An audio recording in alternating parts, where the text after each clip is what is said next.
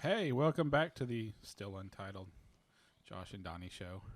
I should probably start saying what day it is, right? It's June 17th, 2020. Did you look at the scratch marks on the wall? Yeah. It went off with a nail every day. Yeah. COVID pandemic riot 2020. Oh, man. Day 69. I'm pretty sure society is collapsing. Yeah. What we got to talk about this week is the third one. 3 weeks in a row. It's still, Yeah.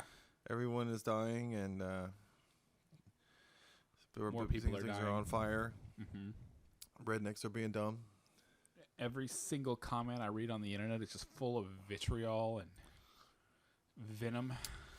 It's so toxic, Josh. I don't think The internet is such a toxic place. is vitriol a word? Yeah. There's vitriol is a word too. Vitriol.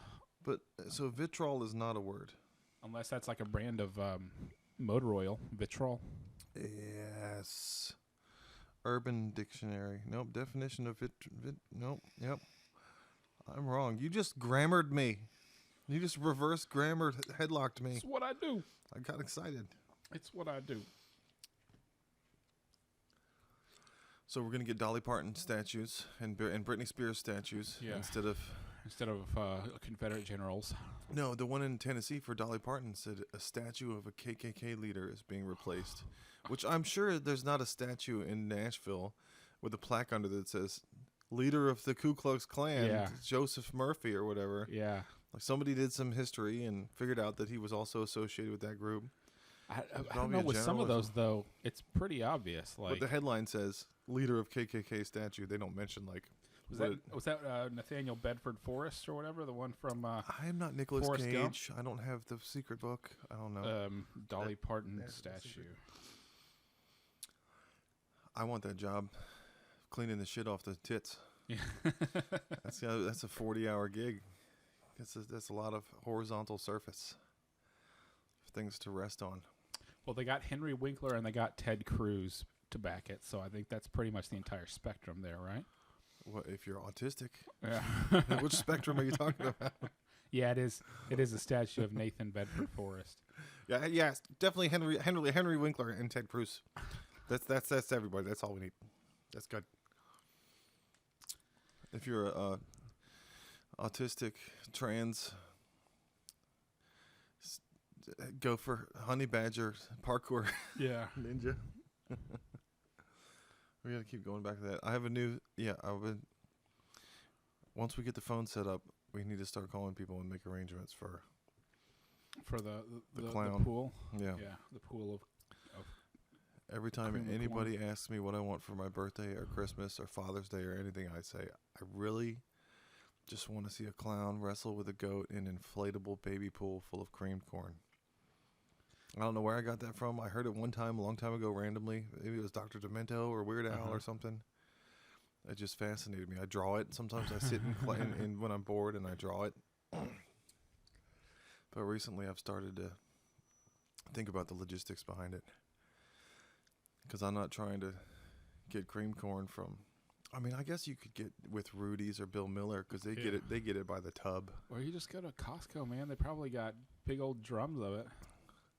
But it's a full-sized adult clown and a full-sized adult goat. Yeah. Both of those things in an inflatable. I mean, the pool's gonna pop. Mm-hmm. There's goat hooves in there. Sounds like something that Bill Murray would have done one of his cycles in Groundhog Day.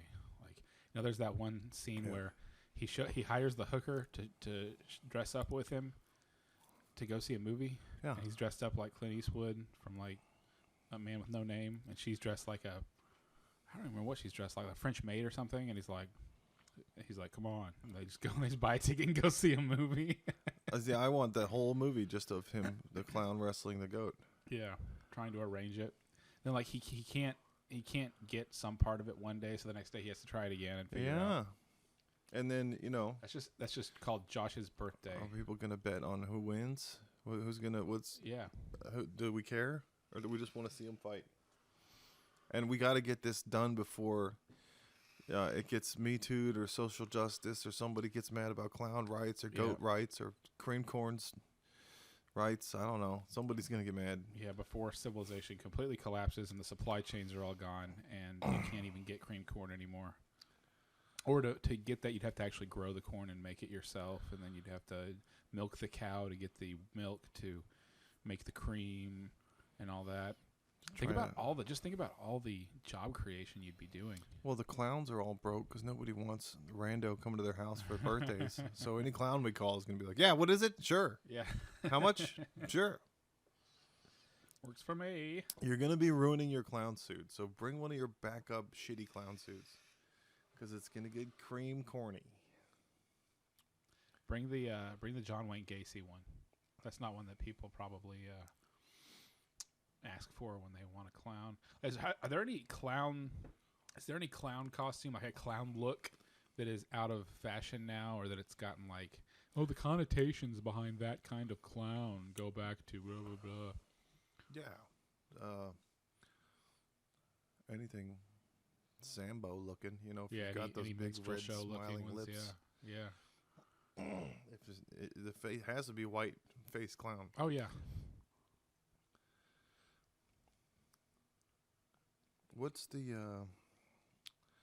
anything that looks like it or any existing? I mean not for like kids' birthdays, I guess. That's probably not a big request, but for Halloween parties, that's really in vogue. It's in fashion. Yeah. This podcast is brought to you by Brody Lane Market. Brody Park Market. Brody Park Market. Stands for BPM, like beats per minute. What's the guy's name? Isaac or Clint? Hector? Clint. Clint, he's the guy. Yeah. He's the guy who knows the music. He's always has good music playing. They have a wine cellar.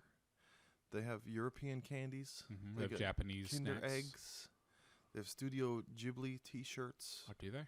Yeah. I haven't looked. Overpriced plastic jewelry. They have all of those. What's that brand? It's not Kirkland, but it's some brand of like office tchotchkes that's for hipsters that's really big now, and they all are boxed and they have that little red label on them. The vinyl Funko Pops. No, there's gadgets. Oh. I always get those whenever I'm there for gifts and stuff. You can go there and get gifts for people during COVID. Yeah, if you need some kitschy stuff. You don't have to go to a crowd. It's always very not crowded, and people tend to wear masks in there. Well, we went to Breadbasket last night, and there was no masks. We were the only two masks in there. Were there no other mask people? Nope. Well, the cashier had mask. Nasty Nas. I keep wearing the same mask and expecting like the heat inside my car to disinfect it. Well, it's 8 hours, right? It's hard surfaces. Yeah. Your mother likes to live on hard surfaces for 8 hours.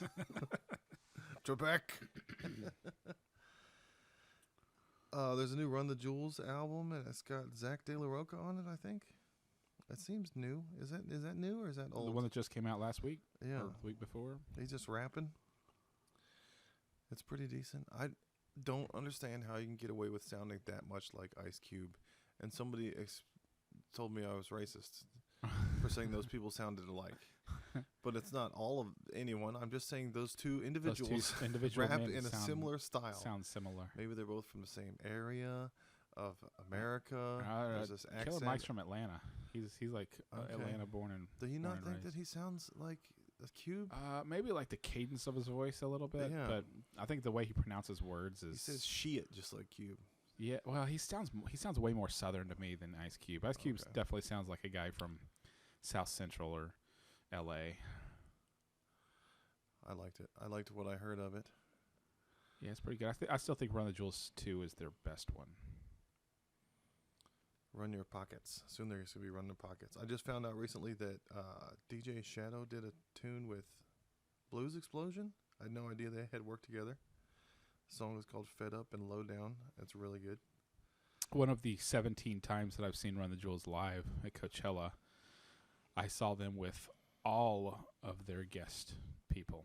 So DJ Shadow did some stuff. Travis Barker was playing drums. Zach De La Rocha came out and did something. Anytime they had, because I mean it's Coachella, it's the big one. So they're going to bring out all the people who probably already live in LA anyway. I listened to an interview with Breakbot and all those people, French house DJs. Oh yeah. and they were gonna debut a new track from some compilation, and I was like, dope. And it was from Sebastian, who's really good. And then they played it, and it was like a love track, like a slow jam kind of. And then the lyrics, he just starts going, huge vagina, huge vagina, huge vagina. I think like that's what this. I mean, maybe I've got a dirty mind, but from what I can tell, he's just saying huge vagina over and over again. I used to get mad whenever I would look up guitar tabs for songs. Yeah. And they would have the tab out or the chords or whatever to the lyrics. Yeah. And they would get the lyrics wrong. I would always get so mad. Like, come on, it's obviously not that. Yeah, that's saying huge vagina. Unless it's some French word that just sounds like vagina. I mean, I'm into it. I like it. I like huge vaginas, I guess. Throwing a hot dog down the hallway. Yeah, that was one of the euphemisms for slutty girls in high school. Canyon cooter. Canyon cooter. Like throwing a hot dog down the hallway. Remember what? 10 years ago, it was. I'm pretty sure you can check into her vagina on Foursquare. Back when Foursquare was a thing. There was this dude that hooked up with 2 girls after I did, but he thought that he had stolen them from me. Uh-huh. But it was not that serious. There was a delay there. Yeah, and yeah. So he was a year younger. He was my best friend's younger brother. And every time I saw him after that, I was like, "Hey, man, I was trying to be nice." It's a brother of a friend, and he would just always bring up, I stole your girlfriend. And I'm like, have you? 20 years later, I stole your girlfriend. I'm like, dude, have you done anything with your life since then? Is that was that the the only pinnacle thing that we have to talk about? Yeah. I'm like, you Is didn't. that you winning the steal big game? Anything? All you got was sloppies. Like, that's not awesome that you went in after. That's great. That's a lot of people can claim that. Just because you went next after I went first, that doesn't mean nothing. Donnie, you came over last night. We stayed up late. I did. I didn't get to bed until after 1. I went to bed with the dog. I was gonna watch Defy Bloods, but then I just watched an episode of Space Force and turned it off. Which that show is still pretty good. It's not. I think people expected too much from it. That it was gonna be this. It was gonna be like The Office. They Princess Brided it. You were supposed to be this great thing, and now look at you.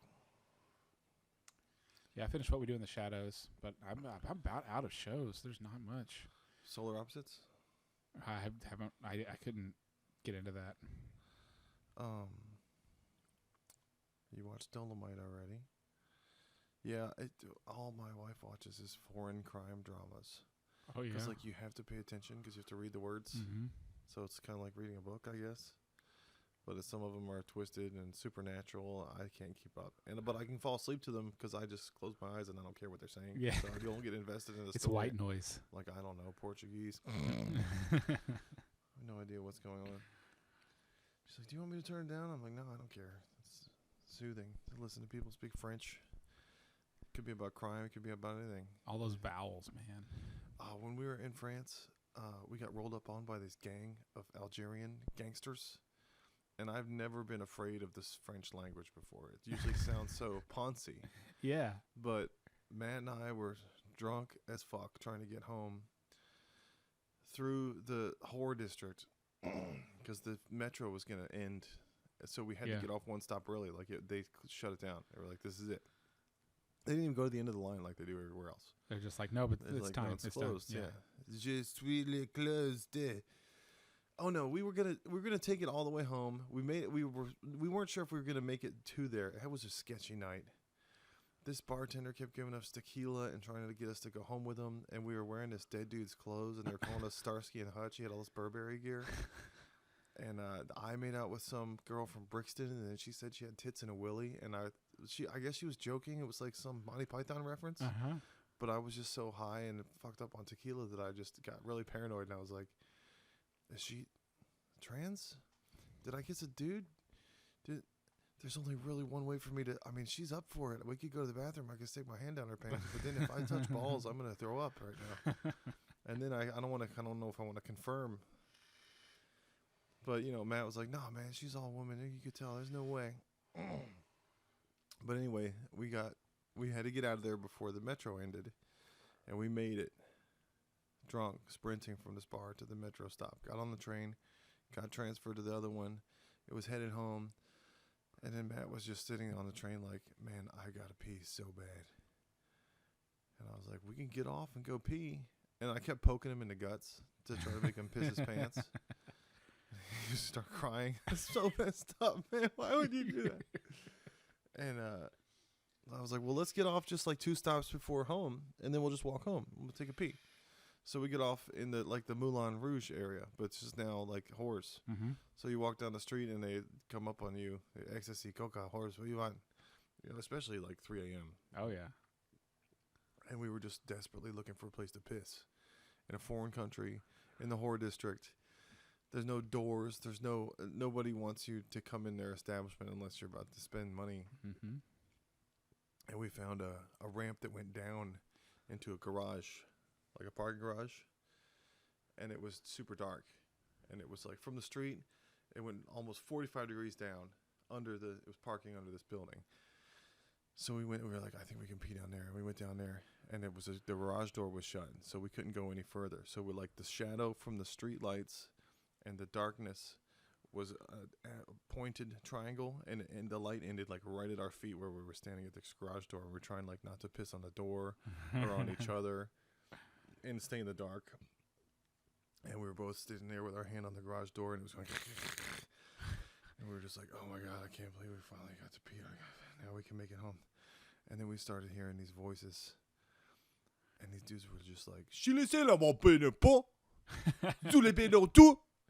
they were just like about to kick each other's ass or somebody's ass. Like they were mad. Yeah. And I was like, man, I was like, shh, stop. And I was like, I can't stop peeing. I can't stop peeing. Midstream. So, yeah, drunk, high, in the dark, in a ramp. I stopped the stream. We both stopped the stream. He says, don't put your hand on the garage. Don't put your hand on the wall. Because the garage was clackety-clacking. Yeah. So then we were both just sitting there, like, holding our pee in, trying to lean on the sideways wall on a 45-degree angled in the dark, in the wedge of darkness. And these 8 dudes walked by. They all had Adidas suits on and Pumas and shaved heads. They looked like the dudes from La Haine, the Hate movie. Yeah. They were straight up Algerian Paris gangsters ready to fuck somebody up. At 3:00 in the morning. Yeah. So I've never been so silent in my entire life. It was like when you're playing hide and seek and somebody's walking right by you. We were both just like, don't breathe. Don't. And then luckily, nothing happened. So they went by without seeing you or noticing you? They couldn't. Oh, wow. They were probably all fucked up, too. But we were in the wedge of dark, like the dark had just hit where our feet were. If they looked really closely, like that's how I looked and saw that it was a garage door. Yeah. And that we could go down there without getting trapped or anything. Because I was like, anywhere we go, we're going to get raped. This is the whore area. The whore drug area. This is the rape district. Of France. This is taken. We're going to get taken. Get sold to some Middle Eastern oil baron on a boat. I mean, there's some French hip hop that's like that. DJ MC Solar, he's kind of like that. He sounds hard, but even then, even with British rap, you hear people trying to sound hard, and you're like, "It's Ponzi." Yeah. Oi, mate. We have Ice Cube. We have Dre. We got the hard guys. We're not going to be intimidated by a Cockney accent. Do you have a fucking problem or what? Oh, look at you. Do you have a crumpet? Look at him. He's angry. What are you going to do? Colonize Africa? What are you going to do? Serve us tea? Oh, no. Do they want tea? So I'm planning my revenge on my son for when he grows up. And I keep telling him that I'm going to do these things, and he doesn't believe me. All the things that he's done to me as a child to cramp my style, I'm going to wait until he's like a cool 20-something and do all of them to him, because then I'm going to be like 60. Yeah. So I could probably fake like some kind of senility or dementia anyway. So he's going to be 20. He's going to have his first apartment, his first girlfriend coming to stay over there. They're going to be in bed, and there's going to be a knock on the door. And I'm going to be there with some kind of Game Boy and be like, hey, Walt, look. Walt, look. Walt, look. Look, I beat this thing. Look. And he's going to be like, what are you doing here? And I'll be like, can I have a hug? I got scared. I couldn't sleep. I wet my bed. Sleep, I got scared. I pooped a little bit. Yeah, you got it. If you really commit to it, you actually have to pee in your pants. I got poop in my pants. I'm going to wait till his wedding, and we're going to get the big screen, and I'm going to show this video of him as a baby humping the air, screaming, I want to see, I want to see, I want to see. But by then we'll have, the virtual reality will be cheap, so everybody will be inside of, like, the Mandalorian dome of screens, and they'll be showing sweet pictures of his bride and her when she's a little girl, and semi-embarrassing. Oh, here's in the tub. It's going to be Walter humping the air with his winky flapping and everything. I want to see. It's going to be so loud. Dad, you ruined my wedding. I guess Walter and the dog match each other's energy, huh? Oh, my God. Yeah. The dog was with me working for half the day today, and she was chill for part of it, but then she started finding things and eating them. And everything that she found and was eating was parts of Transformers that I was looking for anyway. Yeah. So I'd pull something out of her mouth and be like, oh, it's Blaster's head. Can I have a Blaster headmaster? And I just popped the arm back on and fold it in half and put it in the neck. And I'm like, all right, good. Thanks, dog. Good job, dog. I'm trying to get her. She was eating the desk that I was sitting and working on, like right under my hand. She was just gnawing on it. It's just whatever. What's within teeth range? What's within teeth range? How do you not think I'm going to tell you no? Mm-hmm. You're by my hand. And then she'll sit between your legs and just like gnaw on her foot, which is just one tiny layer of cloth away from your balls. Yeah. That's so close to. Please don't do that. Did you hear about Senator Mitch McConnell's taint? All the no. Gay sex workers are coming forward, even though they signed NDAs. I don't know if it's Mitch McConnell. Maybe it's Lindsey Graham. It's somebody, some Republican person. Lindsey Graham's the one who's like a Southern belle who talks like this. Some Republican person that hates I'm going to have to gays. look it up. Yeah. A bunch of gay sex workers came forward who had signed NDAs, apparently, and they're breaking their NDAs and describing them. And this one dude said he was doing butt stuff with him and went to clean him up. And he was like, I just kept wiping and it was still brown. And then I looked and his taint is just covered in moles. And he was like, hey, that's just my little rose garden. So that means the same way that they had Clinton get his penis described by Mrs. Lebowski. Yeah. That they're going to have this Republican senator get up and drop trowel and put a leg up on the desk and go, let's see if your taint and frenulum area matches the description from this worker. Well, I looked for anti-gay senator taint and couldn't find anything. I looked for Lindsey Graham taint. Gay politician. Sex worker NDA. Remember those simple times whenever it was just Republican guys getting caught, like, being gay? Like with the wide stance. Who was that? Was it Larry Craig? There's that senator who was, like, tapping a guy's foot in a bathroom stall in an airport. Yeah, don't Google sex worker NDA. I'm probably on some list now. Yeah. There's an article about the one that Charlie Sheen makes girls sign off on. Yeah, it is Senator Graham. Oh, Lady G. That's just my little rose. They call him Lady G. Yeah.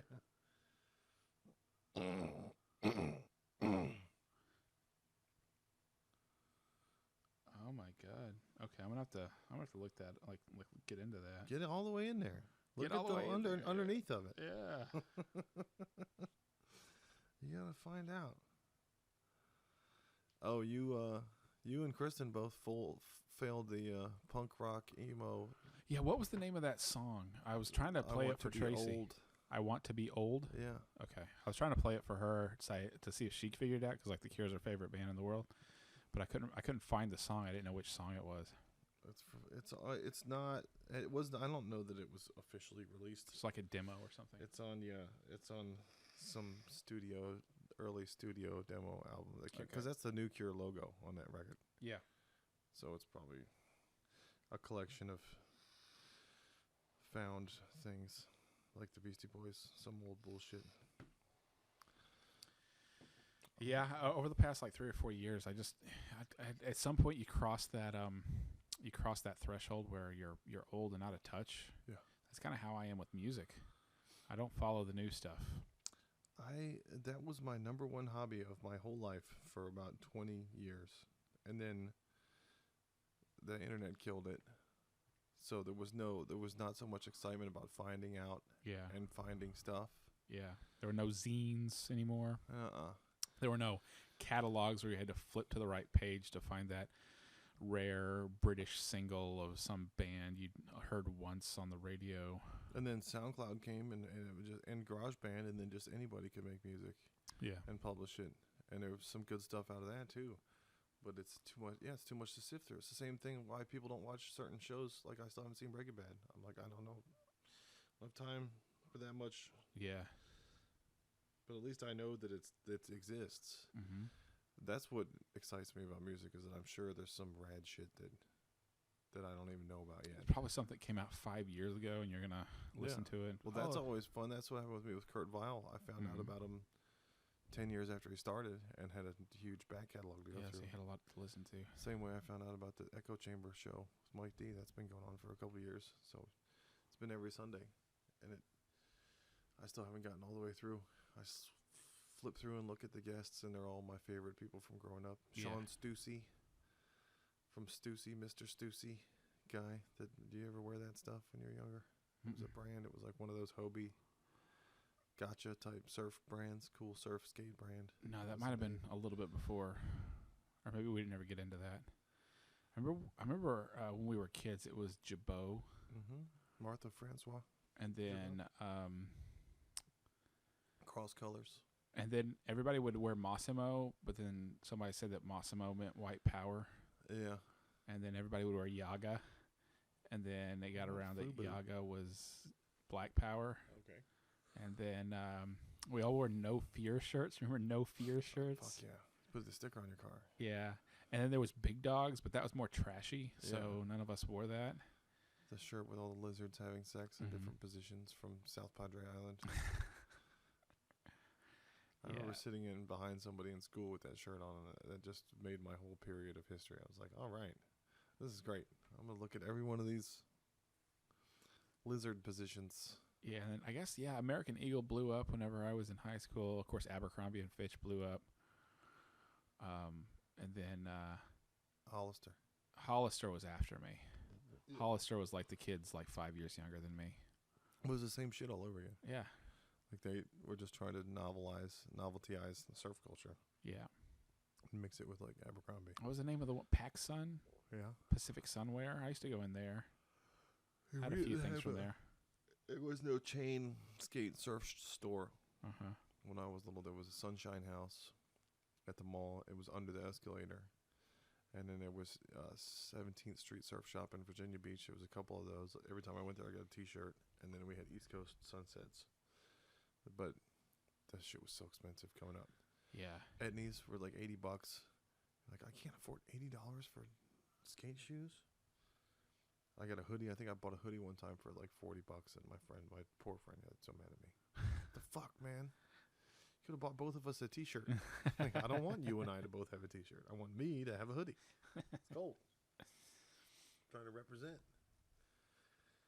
I'm getting battery acid all over it, all over my expensive skate T-shirt, because we heard on the radio. I heard on the radio that if you brought old car batteries to Kmart, you get $7 a piece for them. This is when I was 14, had no job.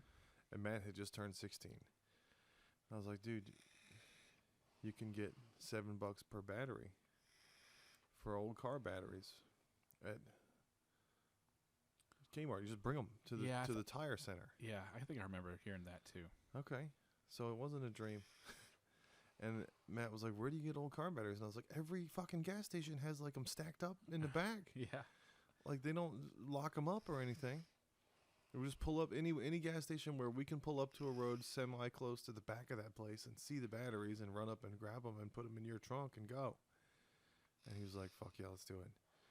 So the first one we hit was my neighborhood, Fox Mill, because there was a hill of grass and there was like a bunch of batteries up against the wall behind the garage because they wanted to keep the acid away from everything. Uh-huh. And we just ran up and started grabbing them. And we wrapped our shirts around the batteries so we wouldn't get acid on ourselves. Like your shirt is going to stop acid. And started putting them in the trunk. And then there was this jogger coming by. It's the same road where we were parked and putting batteries in the trunk. Yeah. And we were like, fuck it, let's get out of here. He was like, there's 2 more batteries. I was like, he's coming. It looks like he's running faster now towards us. So I was like, all right, shut the trunk. Let's get in the car. So we shut the trunk. We got in the car and he starts running faster and faster. And then he gets up near us and while we're pulling away and he goes, I got your fucking license number, punk. Like, is that going to happen to every gas station we try to stop at? And we filled up the trunk with batteries. And we took it, and sure enough, Kmart gave us $7 for each one. But we ended up with $50 each at the end of the day. Yeah.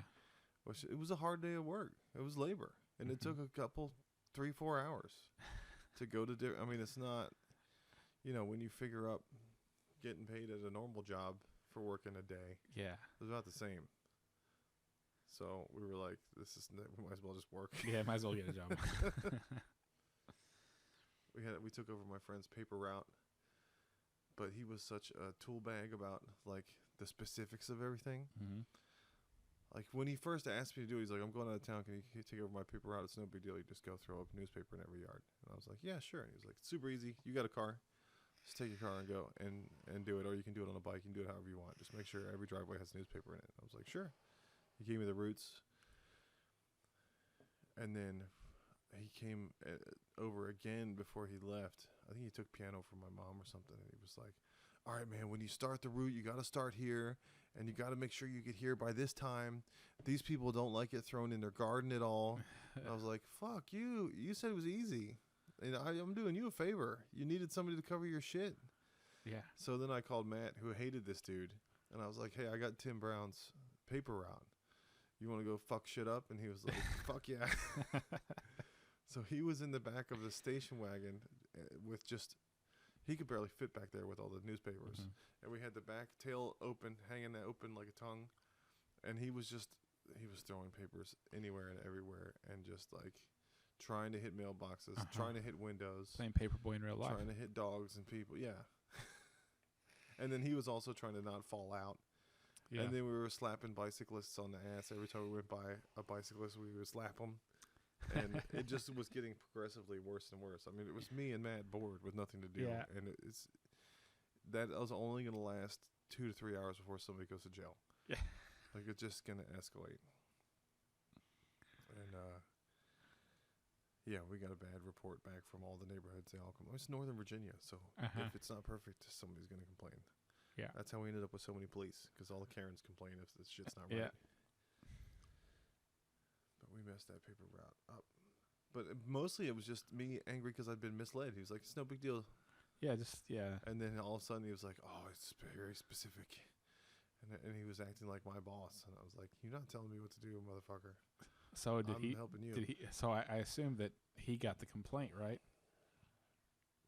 Yeah. And did he find out? He lost the paper route. But then he also... took advantage of my friend Julie.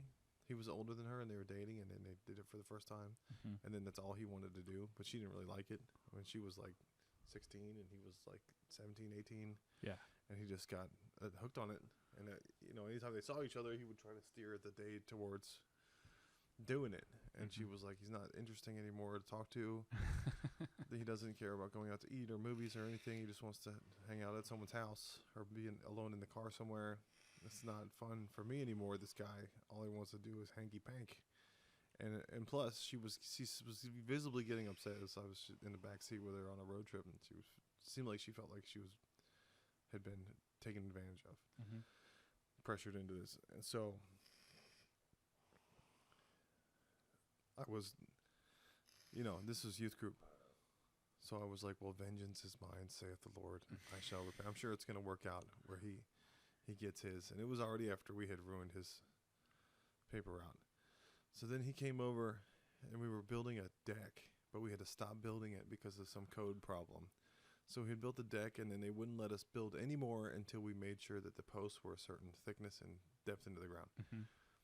So the city had to come by and dig out the posts that we put in. But we already had the floor of the deck. We just had no railing.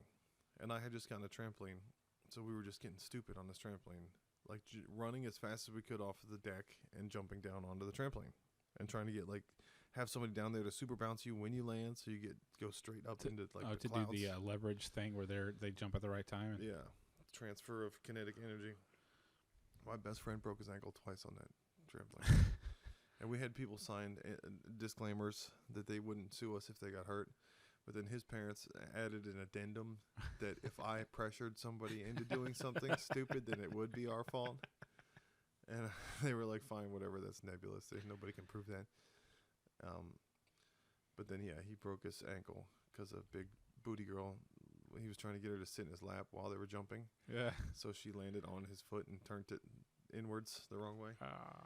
And then another time we were playing try to spin on the shed from across the yard. So you just super bounce each other, and at the apex of your jump, have a hawked loogie ready and just go, Thoo! And hit this shed, the broadside of a barn. Yeah. And he hit it, but he was too busy watching to see if he had hit it, and his ankle was still healing up from having been broken by the girl's ass. So he was just watching. It was a long way. He just spit like 45 degrees up for it to come down and hit the shed. And he was too busy watching and wasn't thinking about coming back down. And I think my buddy Dave went to super bounce him again because we would pull that shit on each other to try to throw you off and make you fly into the grass. And his ankle just went snap right inside again. And it was right before a beach trip. So John was at the beach trip the whole time with a big blue cast on his leg. He didn't go in the water or nothing. But anyway, we had set up the recycling bins upside down on the edge of the deck floor, and we were running and launching ourselves even higher, like jumping off of the recycling can. It wasn't bins, it was like those big buckets, like rectangular buckets. You turn them over and ollie over them or whatever. We were using it as a step to go higher.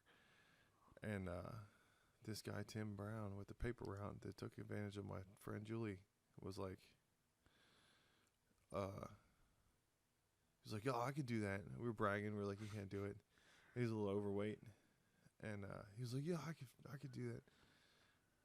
And I knew that he was going to try it as long as we just kept saying, no, you can't do that. And luckily, he didn't have one of those addendums that said if Josh pressures you and breaking your ass, then it's Josh's fault. So he ran off the deck, jumped as high as he could off the recycling bin, and nobody was even on the trampoline to like super bounce him or nothing. We just let him do it. He's like, let me do it myself first, and then you can bounce me. When he hit the trampoline, his hips buckled. So each one of his knees went into each one of his eyes. So his nose looked like a hockey player had been broken. And his whole upper half of his head was black. And he was just crying uncontrollably. Like, not sad, baby, you're crying because you're upset. Just his sinuses were fucked. Yeah, it hurts like so bad. All of the things that make your glands and make your body cry had just got smashed together. So he's just sitting there going, and there's just blood, and it was a nightmare. And he had to go to the hospital and everything, and then he was healing up. And then my friend Julie called me, and she was like, he likes to go out to eat now and go to the movies. His face is broken. He's not trying to make out or kiss or anything. This is great. And I was like, vengeance is mine, saith the Lord. I shall repay.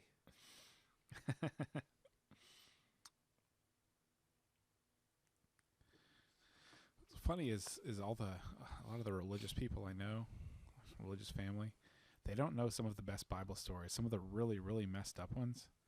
I'm like, haven't you ever heard that about like whenever the kids laughed at the bald guy, so God made a bear maul to death? You know, The couple that lied about tithing and the earth swallowed them. yes, That's what needs to be in the movies. Like, if somebody would make a Bible movie with all the sci-fi shit, like the talking donkey and the Leviathan, everybody would watch it. They'd be like, "Have you seen this crazy ass movie?"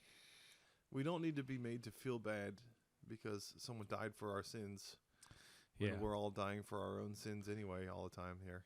we need to be terrified of horrible supernatural things randomly happening. I mean, there's superheroes. There's a guy who has super strength, but his only weakness is if his hair gets cut. You know, there's all kinds of cool stuff in the Bible that I really wish that people would just focus on instead of the ones about gay people or whatever. He was banging that lady. What? Samson and Delilah. Yeah, it's because she's It was all pillow talk. She can't convince somebody, or she was about to go down on him, and she was like, yeah. I'll go all the way to the balls if you let me cut your hair." Like whatever it says in the Bible is not what really happened. I think that was just how she got him to tell her how to get rid of his super strength, because supposedly she cut his hair while he was asleep. Yeah. So how do you get a man to fall asleep? Yeah. It's just the strongest man in the world. You better get that nut 3-4 times. There's so many evil, conniving women in the Bible. And there's a bunch of crazy edits too. Like there's, faith, hope, and love, and all of these. The greatest of these is love. But if you have righteousness and not love, then your righteousness is as filthy rags. Yeah. But the filthy rags, that's not what they wrote in Aramaic. It's the Aramaic word for shit. Oh, really? So if they had translated it, it would be like your righteousness isn't worth shit. If you think you're all great, but you don't love anybody, which just would have been great. Yeah. Just leave it in there. It was King James. This is a not pleasant speech. It's edited out. And there's verses missing. Like even in the new King James version that we have, there's a number that goes from like John 3:16 to John 3:18. Not necessarily that famous section, but there's obvious missing. Like they don't leave a blank, but if you read the numbers next to where the verse starts, it says one number and then it skips one. Yeah. And you're like, what? Well, and also there's books that are in other, like the Catholic Bible has like 4 more books than ours does. Oh, the Book of Mormon. Some kid at Bible camp when I was little had a weird Bible that had a book in it called Ben and the Dragon. Oh, yeah? And we were like, dude, what's going on with your Bible? And then the youth group leader was like, he's in a cult. and we were like, what's a cult? And they're like, it's like a religion where they brainwash you. And I was like, okay. That's what we're here doing at Bible camp. Yeah. You guys are fucking making us sit in class for 4 hours so we can have an hour of free time before dinner. And just dudes saying the same thing again, over and over again. Your sin is like a frying pan with a frog in it. And if you turn up the heat real slow, like, that's how MTV creeps into your soul. Yeah. Yeah, it was always the evils of Hollywood and popular culture. And did you went to like youth camps and stuff when you were a teenager? Did you guys always have the one night, usually towards the end, where everybody just decides to get emotional and start crying? Mm-hmm. Yeah, rededicate your life to Christ. Yeah, I would just stand there and I'd be like, what? All heads bowed, all eyes closed. Yeah, just you and the Lord. I won't even say nothing if I see your hand go up. If you right now between you and God decide that you like butt sex, stick your hand up. Let me see. Let me see y'all. Go, Lord. Let me see all of you. And then they start getting all excited. Oh, there's a couple. There's 3, 4. And is that now you really want to like, look around? You said you weren't going to say shit, man. And you put your hand back down. Yeah. I always thought it was ridiculous, and everybody all the kids would get all pumped up, like we gotta go and witness to everybody, and we gotta make this our entire lives and all that. And then we get back to school, I'm like, no, that's dumb. They had a scavenger hunt, like a youth group scavenger hunt, where we had to go around Reston, Virginia, and do different stuff. Yeah, we had a couple of those. Find a sign and take a picture of a yield sign or whatever. Ours were always riddles. Like you had to figure out where in town to go to get the picture. Dude, ours was random. It was get somebody to tell you a clean joke. So me and John Taylor went up to this big dude, looked like a linebacker, at 7-Eleven. with a tape recorder. We're like, hey, we got to get somebody to tell a joke for this recording for the scavenger hunt for youth group. And he's like, all right, I got a joke. And we're like, well, it has to be clean. And he was like, oh, I don't know any clean jokes. And we were like, you don't know? Can you just say, well, like, why the chicken? And he goes, I said no, man. And me and John were like, fuck, let's get out of here. But then one of the scavenger hunt goals was lead somebody to Christ on tape. So I found a clown in front of a Shoppers Food Warehouse. And I was like, before we had a video, each team had a video camera. It was like a rich church. Mm-hmm. And I was like, I was talking to the girl in the clown suit. And I was like, this is really stupid.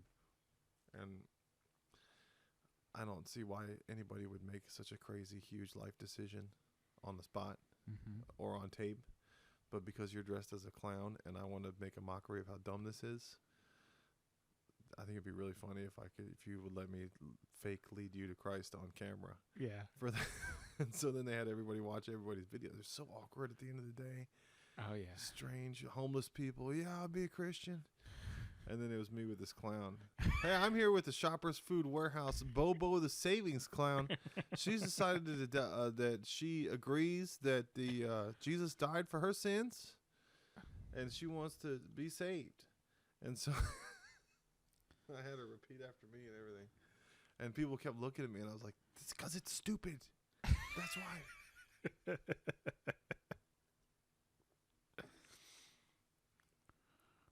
Yeah, we had two pedophiles, two guys touching little boys in our church that we found out about years later. Yeah. One just got caught.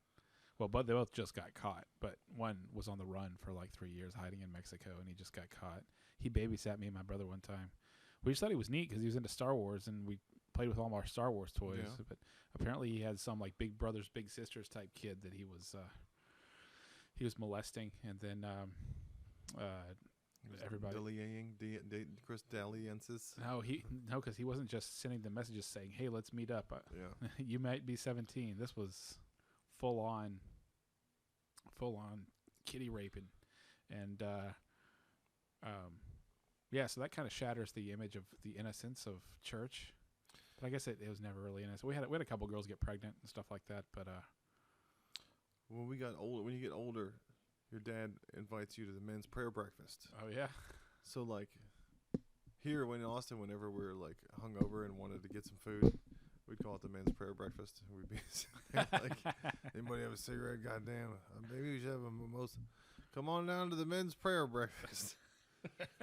But yeah, so when I was like 15, 16, my dad was like, so do you want to come with me to the men's prayer breakfast? And I was like, wow, cool. He's like, they're pancakes. And I was like, neat. Wow, this is cool. I'm a man now. And I got to go, but then they did that same thing. All heads bowed, all eyes closed. If you have something that you need to confess to the Lord, that you're in a room full of men, then you need to get it off your chest. You need to confess. If we confess our sins, he's faithful and just to forgive us our sins and cleanse us of all unrighteousness. So if you need to get rid of that thing, and God knows what it is, and you know what it is, and all heads bowed and eyes closed, if you feel like you need to confess that to the Lord right now, you can go right ahead, and we're all here to support you. And this dude, so they actually have to say out loud what it is? You weren't supposed to. But this kid I knew, Hogarty, his dad stood up and was like, I have boxes of porn in a secret room in my house. I have a fake wall and just boxes of porn. And I was like on Prodigy trying to get the modem to go and to get like half a nipple. Yeah. You can't own porn if you live with your parents. I was like, he's trying to get rid of that, or like, yeah.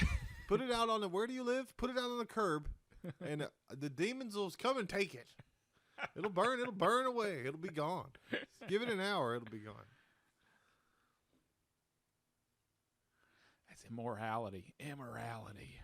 Sexual immorality. That's what they used to call it. They had everybody promise not to do it until they get married. Mm-hmm. And I remember, I was like 13. I didn't care. I was like, sure, yeah, I promise. Yeah. I won't have sex until I'm married. And then my best friend, Sean, by me, he just got his first tattoo. He was 14, and he was a champion swimmer, and he didn't put his hand up, and I was next to him, and all heads bowed, all eyes closed, and he didn't make the promise. And I was like, hey man, what's going on? He didn't make the promise. And he was like, it's too late for me. I already did it. So there's no reason to do that. Yeah. And I was like, ooh, you got in under the wire. Old Indiana Jones grabbed his hat out from under the wall before it dropped. Yeah. Matt had sex the first time right before we left for church camp. Oh, yeah. So everybody gets together in the morning, and the preacher, gets it up and does this thing, sends us all off. Hey, y'all have a good week. Your parents love you and they'll miss you. Everybody get on the bus, pack your bags. We're going down to Wise, Virginia. It was in the corner of the point, the bottom left corner of Virginia is a point, and you can hike to Kentucky and Tennessee. And so West it's like Virginia. kind of like in Appalachia territory. Yeah, but it was 5 points of states, so you could hike to 5 different states in the same day. But Matt was just acting crazy. Like, usually it's early in the morning, everybody's groggy, and they're like, ugh. Yeah.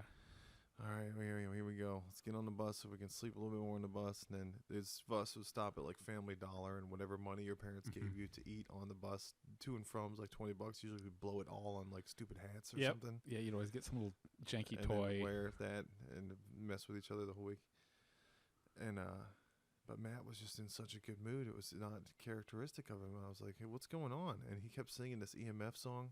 I had a good night last night. It's from the Unbelievable album. Yeah. Schubert Dip. And he was, I think he was 15.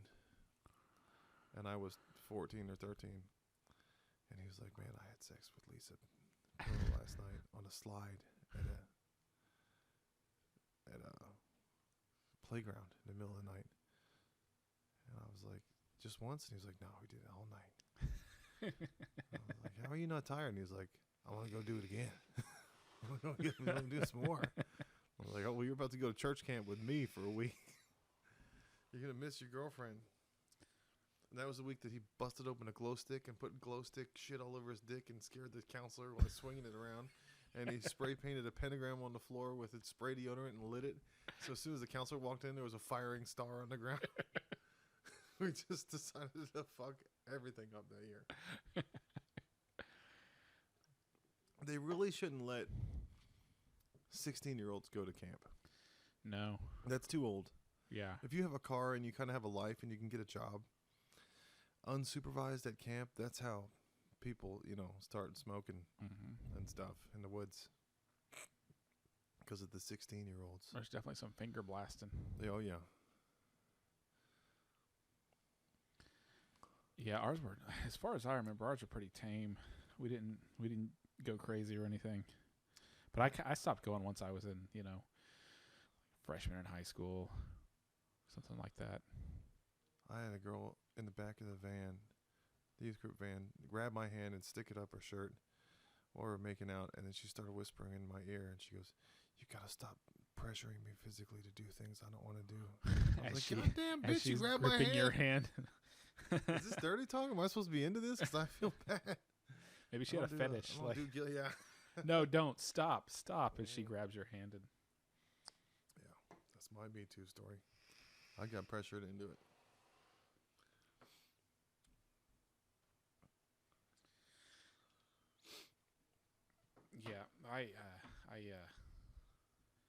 Yeah, I was always the one in the back row cracking jokes, like those back row boys. Yeah, trying to start your own kingdom. Like, just always trying to subvert whatever they were saying. I think it skips a generation. If one generation takes it seriously, the other one doesn't, and then the next one gets saved because they're lost because their parents were lost or seemed lost or something. And then it skips every year, every time, like Teen Wolf. Sometimes it skips a generation. Because if your parents are into it, then you're not gonna. Yeah, there's no way coming into your teens that you're gonna keep thinking that that's cool or good or anything. I mean, I was kind of trapped because all my friends went there, and I was the coolest kid in the youth group. But then I got to public school, and I was like, oh, I am not. Yeah, the coolest of anything. kids out here smoking cigarettes. I thought it was cool because I knew some wrestling moves. We had like I got to middle school and I was like it was almost all white in my elementary school, and I got to middle school and there were a bunch of like Mexican kids bringing guns to school and shit. Yeah. I was like, oh my god. Yeah, the coolest kid in my high school was a Rastafarian. He had dreadlocks, and he brought a sawed-off in his trench coat to school just to see if he could get away with it. Yeah. He put it in his locker, and then he put it back in his trench coat at the end of the day and went home. He wasn't trying to do a school shooting or anything, just shits and giggles. Yeah. Can I bring a sawed-off to school for a day? Bring your sawed-off to school day. It's like bring your kids to work. Yeah. But that was the legend, the story. Did you hear about him? He brought a sawed-off. Are you sure? I saw it. It was in his life. Showed it to me. He had it in there all day. Medlock, my friend Medlock, blew up the main intersection of his high school with black cats. But it was such a white bread lacrosse rich fuck school that he got, like, they called it terrorism. And he got banned from all the school grounds indefinitely. Wow. So, like, a lot of our friends lived, like, their backyards right up against the school. So, like, if anybody had a party, he was like, well, we have to park over here because I can't be on the school grounds. Yeah. Like a pedophile. Yeah. I can't be within 60 feet of the... He's probably still banned.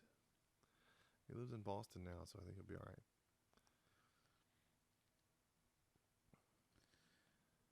Yeah, I didn't... Yeah, I had like the occasional principal thing or whatever, but I wasn't the one that would bring fireworks to school. Now that I'm older, I'm like, man, I should have done all that stuff. It doesn't.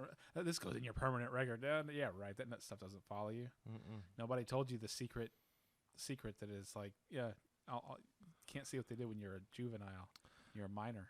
I wish they had told me, during some point in my education, the difference between dismissed and expunged. Because I paid a lawyer to get some charges dismissed, but I didn't know I had to pay again to have them expunged because they came up again later, like 10 years later on a background search. And the guy was like, yeah, something came up on your background search, but it's not a big deal. We're going to hire you anyway. I was like, what was it? And he was like, it's a paraphernalia thing from 10 years ago in North Carolina. And I was like, God damn it, I had that dismissed. And he was like, the case was dismissed in the court, the day of court, by the judge because you paid for time served. Yeah. Your lawyer took that money, took a percentage of it, gave it to the bailiff. They went in the back room in the court, and the judge said case dismissed. But that was just meant that case was dismissed from being talked about that day and that you could go home. It still remained a case. It still remained on your record. They gave me possession of paraphernalia with intent to ingest because they found a bowl in a shoulder bag in a random pocket of like one of those messenger boy bags. Sean had put it there in Philly. And they said, is this yours? And I was like, yeah. And cop smelled it and he was like, this has got resin in it. So I had intent to ingest. The dog had found it in the car. Yeah. But that small town North Carolina, they were just trying to make money. They were like, cool, we got a kid coming through here from D.C. on the way to a beach rave at Outer Banks. Let's catch them. Catch them and take their $300. It'll stimulate the economy. Yeah. And we had already gotten out of the car and dumped all the drugs in the trash, so we thought we were clean. So when the guy said the dog found something, I was like, yeah, fuck yourself. You don't got nothing. And then they brought my bag. They were like, is this your bag? And I was like, Sean. Shut up, Sean's bag. That's okay. He made up for it whenever we got busted at the Border Patrol's checkpoint. Yeah, he claimed the paraphernalia that time, and then he never paid that ticket. That's not the move. I thought when we used to do that, we used to all say it's mine, and then the cop couldn't charge anybody because they didn't know who was lying. That's what we heard that you were supposed to do when we were in high school, and that's what we did, and they couldn't charge anybody. Yeah, because nobody had ID. We would all, instead of throwing drugs or empty bottles or anything out the window when you get pulled over, we would just get rid of our IDs, put them like in the manual for the car, like the little leather holder for the manual for the car in the glove box behind the actual book cover, and then flip that over and put it in the glove box. And then I've always said my name was Jeff Barnes. Yeah. Everybody had a name. And then they'd say, whose weed is this? And we'd all say, it's my weed. It's my weed. It's my weed. It's my weed. So it may have been the fact that they didn't have IDs for anybody. Yeah, because they definitely had a lot of IDs. Yeah. Except for Jaime's, who, the one Hispanic guy in the group didn't have his ID, and they just happened to have somebody with his first and last name that was wanted for murder in Kentucky, so that he got fingerprinted, and they had to run him. But then he made a girl fall in love with him, right? Yeah. Then he got a girl. He got one of the girls that worked there to escort him to the car to get his ID because he remembered where it was. But yeah, that was a fun time. That's the only time. Well, that's one of two times I've actually been in a holding cell. But that's my rough past. That's my rough white boy past. So was it like in bars? Just no, it was like a normal prison cell, a prison room with the metal door and the little submarine window that you could barely look through. A couple cots on the wall. And Austin is just a huge room with like foam chairs, like those elementary school chairs that they stack up. The drunk tanks like that. Then and they it's actually just surrounded by cop desks. Like you're not gonna do nothing. Yeah, but if you fall asleep, they put you in a. But room. then they actually take you to one of the units, Yeah. and it's like a common area, and then there's individual cells off the common area. I was just in the common area all day. You didn't get a DWI. No, yeah, I was a speeding ticket. I was in there with all the DWIers all Saturday. Yeah, they didn't keep you in there until 3:00 the next afternoon, like they did. Oh, they did. Yeah. So you just stayed in the drunk tank the whole time? Yeah, and they applied my 8 hours to time served for the $200 of tickets that I owed. That's what really? I got warrants for. So they tallied up all the money that I owed that I hadn't paid yet. Like I'd made some payments on some of these tickets, but then every once in a while I was like, "Fuck it, I'm not going to."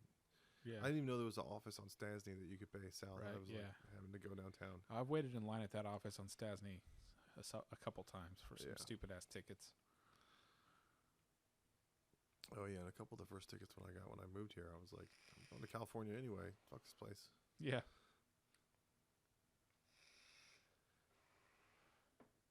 But yeah, I got pulled over on the way home from a night shift, and I had a wife and kid at that point. Yeah. And I called my wife to pick me up. She was like, "I'll be right out front." And I was like, "Please don't. Just go to the 7-Eleven. I'll meet you there." Because we had the M3. I was like, you don't want those guys seeing that. Yeah, the rest of the guys that get out the same time as me. I've been trying to act hard with all of them. They don't want to see me getting into an M3 wagon with a lady and a girl baby. And I lost my socks. I traded my socks to this dude for a sandwich because he didn't have any socks. Basically, he was like, "Let me get them socks." And I was like, "Well, I can't be a bitch." So I was like, "Let me get your sandwich." And he was like, "All right, good deal." I was like, I feel like I kind of got fucked, but at least I didn't totally like bend over. Yeah. I got a bologna sandwich out of it. Yeah, God, those bologna sandwiches. That's some of the worst food I've ever had. Worst bread. Well, I would always wear Thorlos to my night shifts because I was on my feet the whole time running these printers. So I had like Morel hiking boots, shoes, and really thick hiking socks because I was like, everything starts with your feet. I got to support my feet and my frame and everything. Yeah. So when I was in jail, you have to leave your shoes when you go in there. And this dude was like, "Those are some nice socks. Let me get those." And I was like, "They are nice. I have 4 more pair at home." They didn't make you take off your socks? No. They even make you change? No, they make you take your shoes off. Uh-huh. And they keep your socks, and then you put on some slides, some plastic slides that they have. So I remember that. I mean, I had to change into the clothes. I had to let them look at me naked. I had to then I got show me your little rose garden of moles. I can't remember how much of that I had to do. It was I was below the legal limit, but I was still Yeah, but you said you guys had like a fucking mason jar full of weed or something. That was at the border patrol checkpoint. Okay. This was the DWI. This was and then we did the whole thing where they chained us all together and they marched us into the courtroom. Chain gang. Yeah, they we were chained two people to a thing. So I was chained to another guy. Yeah. And he was this guy who was, I mean, he looked pretty hard. He looked like a gang member or something. Yeah. But he was definitely trying to act hard because he was. Anytime they're like, "Go over here," he'd start walking determinedly fast, like dragging me behind him and stuff, trying to be all tough. Or maybe he was just tough. I don't know. Yeah. And I was just kind of like, come on. Like I kind of had an exasperated mood about it with all the other people. I was like, let's stop BSing. We're all here. Yeah. Let's just get through this day. Then they lined us all up. Judge came in. This is like early Sunday morning, maybe, or Saturday morning, because it was a Friday night, and it was neat hearing what everybody was in there for. There was one guy that was in there for like some felony extortion and stuff. Yeah. There were lots of DWIs, public intoxication, possession, and stuff like that. But there was definitely 2 or 3 that were like some like gang stuff was going on. Yeah. Some violent crime, that kind of stuff. If you got locked up, would you go with the whites? I don't know. Would I have to? Would I get shanked? Would I get like jumped or something if I was by myself? Like, would they mark me as a bitch if I didn't have a group to go with? I think I would get into the library. Yeah. And start working everybody's case for them. Yeah. Because everybody loves that dude. Yeah. The Tim Robbins. Read good and help people figure out their case. Then it doesn't. Maybe you can transcend all the racism if you help everybody. I guess it depends on where you are. Yeah. What the other prisoners are like. If you're like in some maximum security stuff with like the real murderers and all that, you might end up having to go in with your kind. Well, you've got whites who are like fuck everybody else. And you've got blacks who are like fuck whites, fuck Mexicans. You got Mexicans who are like fuck whites, but everybody can agree fuck cops. Yeah, everybody meets there and can work from there. Fuck cops and fuck the child molesters, the pedophiles. Those are the ones that have to be like in solitary for their own protection.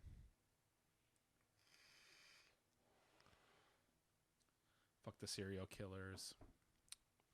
They all find out. They'll find out what the other people are in for. You can't keep it a secret. They're gonna. If you make up something, you're gonna slip. They're gonna call their woman on the outside, be like, "Yo, find out what this guy's in for." I mean, if Lockup Raw has taught me anything, all those shows that got canceled now. Yeah. Live PD. I never even got a chance to watch that. Oh, it's still on YouTube. There's still highlights of it and stuff. That's all we were watching. They canceled it just so they could burn all his footage and get away with hiding evidence. Oh yeah, we don't have that. We don't have footage of that police murder. We canceled. We got canceled. It was the network. Yeah. Did you watch the Dana Carvey show? Documentary on Hulu. Oh yeah, it was hilarious. So good. Yeah. Somebody's on Hulu now. There was so many times where they would be telling some story and the person telling the story just couldn't finish the story because he was laughing so hard. Like it was Stephen Colbert telling some story about how some skit they made up or whatever. And there were a bunch of mentions of Louis, and I was like, Louis who? Yeah. Why don't they show him? Who is this person? Yeah, the head writer for this show is suspiciously absent. Yeah, then all of his achievements have been erased retroactively. Or that might have been before. Like Michael Vick's Hall of Fame ring. Yeah. You don't do that then. You don't get to have that now because that means you didn't do that then. Now. I actually, you know what? I think the documentary might have been before all the Louis stuff. And maybe he was just too famous and busy at that point. Yeah, to be showing up. But Colbert and everybody else showed up. Yeah, I don't know. No, it was recent. It was recent. Maybe it was. Because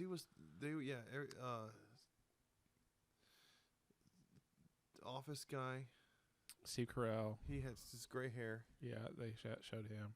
And they had, they were joking about Hulu. So I think it was pretty recent. Yeah. Did you watch it when it was on? No. I watched it every week. I watched Home Improvement, and then we went to bed. Oh, yeah. I watched it. I think I watched at least like the 3 of the episodes that they actually aired. Yeah. One of them, like Dana Carvey in our house because the church lady was irreverent. Oh, was that? Yeah. See, yeah. I guess ours. We knew that lady. Yeah, we weren't that strict. Yeah, we weren't that. I guess we weren't that strict about it. But Barbara, Cynthia. Is it Satan? We know. Chrysanthemundra. There was this lady that lived on our street that would call my mom every time I sped by in the car. She'd just be in the window. I'm like, you don't fucking have a life? Jesus. And then I wouldn't hear about it until I got back. There was no cell phones then. Yeah. So then, and sometimes I get back too late, and the next day she'd be like, Mrs. Meadows said you flew by the house. And then once I finally started working in like transportation engineering, we have people calling with the same complaint. You have to explain to them. If you're in your house looking straight out at the road perpendicular to you, every car looks like it's flying. If if you stand on the side on the curb and look all the way down the road and see the car coming, you realize how long it took to get to you and how long you could see it afterwards. But if you're in a room looking straight out a window, and if there's the perfect storm of like a new 2-year-old playing in somebody's front yard and a new 16-year-old learning how to drive and an agoraphobe staring out the window, that's a recipe for phone calls. Now we just have Nextdoor for all that. Oh my God. I was reading some article about how racist Nextdoor is, how racist the people are. Like, yeah, a neighborhood full of white people, they're gonna be racist. They're gonna be that. It's the same thing that it used to be in like the neighborhood watch or whatever. But now it's just on the internet. It's the same thing. It's the same things they say in their kitchen when nobody's listening to their two friends. But now they're saying it to the entire neighborhood and anyone who goes to that neighborhood on Nextdoor. They're going to have to come up with something else besides suspicious looking. Yeah. Because suspicious looking is a racist term. Everybody knows what suspicious looking means. Yeah. He was suspicious shaded. Suspicious man on whatever street. He's going door to door, ringing doorbells. Very suspicious. He was acting suspicious with the way that he was skinned. For the way that his skin was. Well, we were coming up with that stuff the other day. My wife said you can't say black anymore. You have to say people of color, which to me sounds too close to colored which people, maybe again that's tongue in cheek, just like Black Lives Matter. Like I can't believe that we have to say that anybody's life matters. Maybe it's good to say people of color to remind you that they used to say color. Yeah. But I was trying to think of a scientific term, just like beating down the one-sidedness of the pro-life, pro-choice thing. Like, let's make it something that sounds so ridiculous, like melanin enhanced, or pigmented people. Yeah. Because there's pigment levels. Yeah. Like they could say you're at level 60 pigment or whatever. Yeah. Then brings to your attention the fact that it's just some skin science. Yeah, I guess you can't say non-white because that makes it you think that like white is the default. I guess. Yeah. I don't know. I'm so tired of the changing. If they classify people by pigment levels, then at least it'll force them to recognize that that's all it is. It's just a pigment level, and it's a shade of skin. You get sunburned and you end up looking close to certain different pigment levels. Yeah. Well, I've noticed lately they're doing the same thing they did with LGBT. So now they keep adding letters. Yeah. Now there's BIPOC. BIPOC. Okay. It's black and indigenous people of color. Okay. So, I mean, I'm pretty sure they're going to just keep adding more letters to that one too. I'm there's so many words out there. There's so many letters and words. There's only 26 letters. But then there's numbers. There's symbols. You've seen a keyboard. There's infinity. I identify as a percent sign. That's what it is. I like when the terms are such that it forces people to think of how ridiculous it is that they are even using a term. Uh-huh. Just like, Black Lives Matter.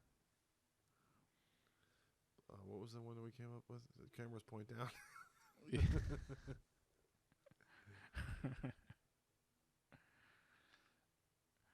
It's like you take a picture at waist level, so that you can see things from their point of view. Yeah.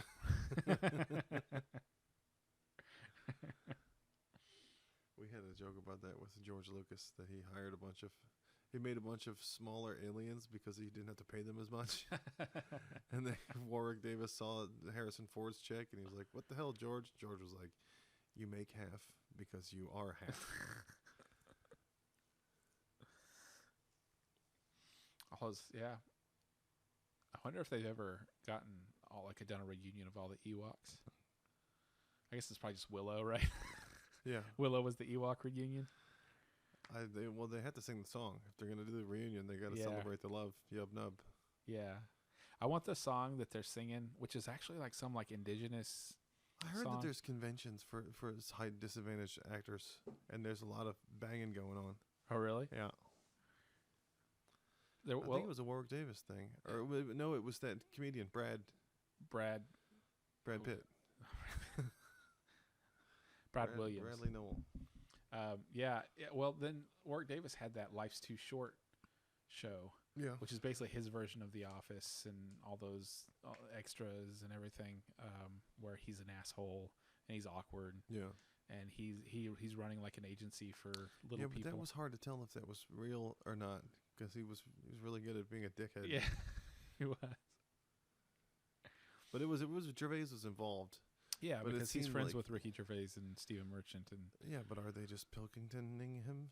No, he's really more of one on their side and not the because Pilkington's the only one that is just they're making fun of constantly the entire time.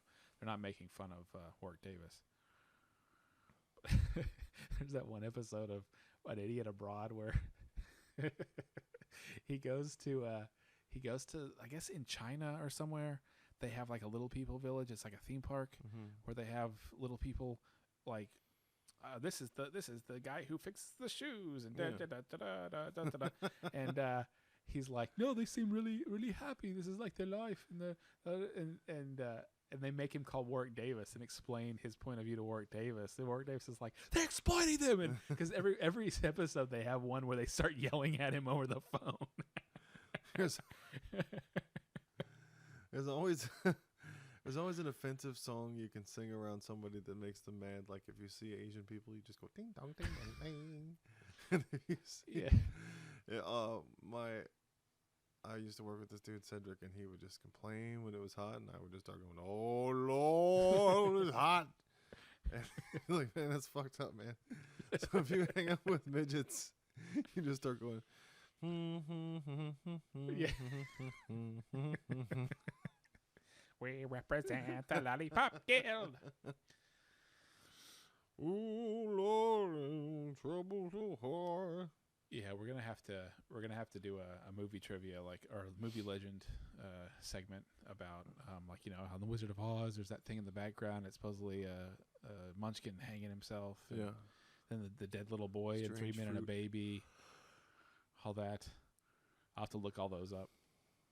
We could do like a what culture, like a Watch Mojo, like top 10 movie urban legends. In Star Wars Smash Episode 1, there's like this weird skin-colored frog person that keeps showing up in every scene and talking weird. I don't know if they meant to do that or like it's just an accident. It seemed like an extra. Yeah. All right. Well, that's some time there. I'm gonna go ahead and end it here. Wildly inappropriate. Stay tuned for come up with a name. things.